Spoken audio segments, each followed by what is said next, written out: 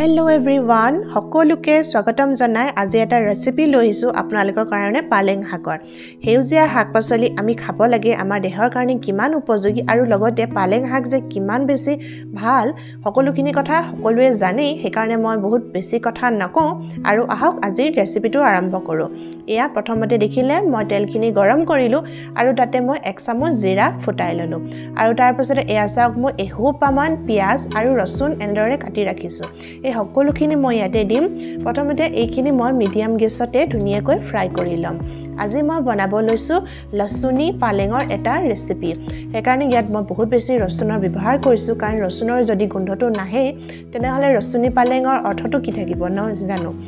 আৰু ইয়া দেখিলে মই ইয়াতে অলপমান আলু আছিলে আলুখিনি কাটি লৈ ইয়াতে দি দিলো আৰু প্ৰথমতে গেছটো অলপমান বহাই লৈ ঢাকনখন নমৰাকৈ মই আলুখিনি ফ্ৰাই কৰি ললো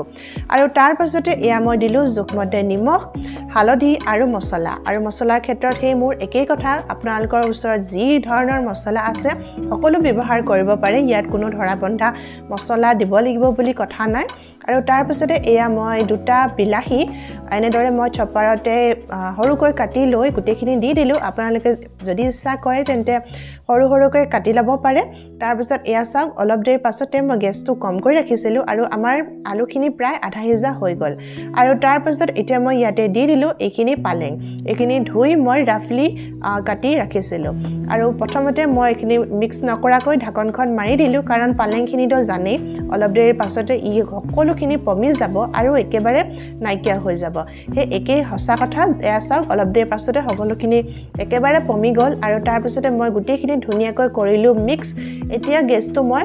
একেবাৰে লো টু মিডিয়াম কৰি ৰাখিছো আৰু মাজে মাজে এনেদৰে মিক্স কৰি চাই আছো যাতে তলফালে লাগি না যায় আৰু তাৰ পাছতে মই অলপমান ইয়াতে পানী দিলো কাৰণ মই আজি অলপমান গ্ৰেভি টাইপত বনাব লৈছো মই আজি ৰুটিৰ লগত খাবৰ কাৰণে বনাইছো আপোনালোকে যদি ডাইল লগত খাব বিচাৰে তেন্তে জেনেণ্ডৰ ইচ্ছা তেনেকৈ কৰিব পাৰে কাৰণ পালেঙৰ পৰা অলৰেডি অলপমান পানী ওলাবই আৰু ইয়া দেখিলে সকলোখিনি ধুনিয়াকৈ ৰেডি হৈ গল আমাৰ শাকখনো ৰেডি হৈ গল আৰু তাৰ পাছতে ইয়াতে দিলো মই 1 চামুচ ঘিউ ধুনিয়াকৈ গুটেখিনি মিক্স কৰিলো আৰু আমাৰ আজি লসুনি পালেঙৰ যেটো ৰেচিপি এখন ভাজি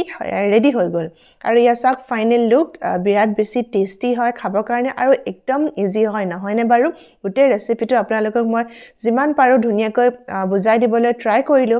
আৰু আজি লগত খাবৰ কাৰণে এয়া মই বনাই আছো প্লেন পাৰাঠা দেখিছে ট্ৰায়াঙ্গল শেপত হৈছে কাৰণ ভিতৰত মই অলপমান ঘি ইউজ কৰি ফোল্ড কৰি দিছো আৰু ওপৰতো এনেদৰে অলপ ঘিউ লগাই মই এনেদৰে পাৰাঠা কিখন হেকি ৰেডি কৰি লৈছো আসলতে পাৰাঠা বনোৱাটো বাৰু একেবাৰে সহজ হয় এটো ৰেচিপি হিচাপে আপোনাক দিয়া নাই মাত্ৰ কৈ দিছো আৰু মই যে কি কেনেদৰে কৰিছো আৰু তাৰ পাছতে এয়া ফাইনালি আমাৰ ডিনাৰ ৰেডি হৈ গল লসুনি পালেঙৰ এটা ধুনিয়া ৰেচিপি লগতে প্লেন পাৰাঠা আৰু লগতে লৈছো অলপমান আমৰ আচাৰ আৰু আপোনালোকৰ কাৰণে ৰেচিপিটো দিলো কেনেকুৱা লাগিলে কবলে প্লিজ মোক নাপাহৰিব যদি ভাল লাগিলে লাইক কমেন্ট কৰি দিব আৰু নতুন সকলে চেনেলটো সাবস্ক্ৰাইব কৰি দিব বুলি মই আশা কৰিলো তেন্তে আজিলৈ আহিছো অন্যটা দিনত আহিম এটা নতুন ভিডিঅৰ সৈতে তেতিয়ালৈকে সকলো সুস্থ থাকক আৰু হাঁহি ফুৰ্তিৰে থাকক বাই